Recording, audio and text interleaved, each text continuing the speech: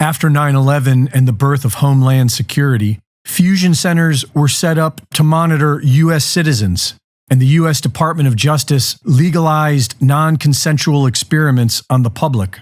These fusion centers employ civilians to target individuals and harass them, intimidate them, vandalize their property, and interfere with their day-to-day life.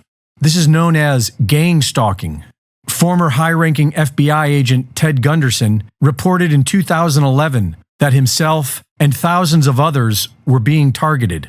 FBI agent Mike German confirmed this as well. Several federal agents have reported that they were targeting individual Americans, including people who were simply pro-life, and that they were pressured to put more people on their targeting lists to legitimize more federal funding. These Homeland Security fusion centers are able to put any American citizen on the terrorist watch list without any reason or due process. In 2012, NSA whistleblower William Binney reported that the feds are conducting comprehensive surveillance on nearly every U.S. citizen and targeting whomever they please. In 2014, Glenn Greenwald exposed the methods used to target individuals, such as hacking into people's social media accounts, posing as that person, and contacting their friends and coworkers. TargetedJustice.com is currently working on suing the federal government for targeting individual U.S. citizens with different high-tech weapons, including directed energy weapons. The Havana Syndrome, when diplomats in Cuba were attacked with directed energy weapons, was not an isolated event. There are thousands of individuals who claim to be under this same sort of attack, and they have the scars to prove it.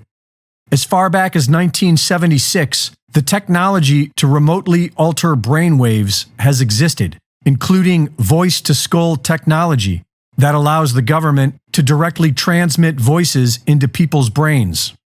As bad as all this is, it is likely to get much worse. In 2017, Dr. James Giordano gave a lecture on the latest government technologies to target individuals, such as neuroweapons to control brain function and modify memories. I'm looking to target key individuals who may then be influential to relative aspects of their representative groups. I can affect individuals' brain functions in a variety of different ways, both positively and negatively, by engaging or disengaging nodes and networks of the brain that therefore affect their cognitions, emotions, and ultimately their behaviors. Something my colleague Jamie Canton likes to play with an awful lot is the idea of specialized neural operations. And here, once again, we're talking about the use of either drugs and/or devices to modify the integrity of brain function that we realize can also modify individuals' perception of time and space. We talked earlier about how these may be used in interrogation scenarios, and this too may be used against key individuals to be able to modify their perception of time, their perception of what occurred and what did not, memory modification, etc. Nanoparticulates that can give an individual a stroke. So what we're able to do here is infiltrate the brain space with nanoparticulate matter that aggregates in situ, on site in the brain, and does one of two things: either penetrates from the vascular space, gets in through the bloodstream, gets in through the nose, through the mucosa, or infiltrates the vascular space and clogs it. What is the result? What's called a nanoparticulate stroke, or a hemorrhagic diathesis, fancy word, for it's a predisposition to individuals having brain bleeds. He explains how they can make people sick with an undetectable illness to make them go crazy. What I'm doing is I'm using a dispersion methodology to be able to infect sentinel cases with a highly morbid condition. These individuals complain. Again, this is a central nervous system condition. So they're complaining of whatever the bug may do. It'll produce some cascade of neurological and neuropsychiatric signs and symptoms. What I've now done is I've got every individual who is diagnostically hypochondriacal, and I've got every individual who's the worried well flooding the public health system, banging on the door. The CDC comes back and says, nonsense, that's not real.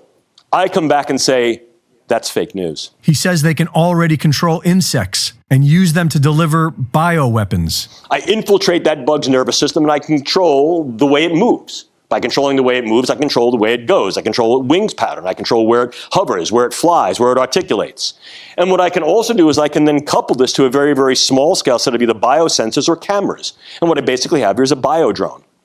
I can go one step further, and I can also impregnate that individual organism, with a very small-scale weaponizable delivery mode. In other words, if I'm using a very, very small-scale bioweapon, such as a very potent organotoxin, or the delivery of a very small level of microbes that we know can either replicate and infect, or is genetically modified to have a very, very high morbidity effect, I can then utilize this not only as a reconnaissance drone, but also as an infiltrative weaponizable drone that can then deliver some payload. Reporting for InfoWars, this is Greg Reese.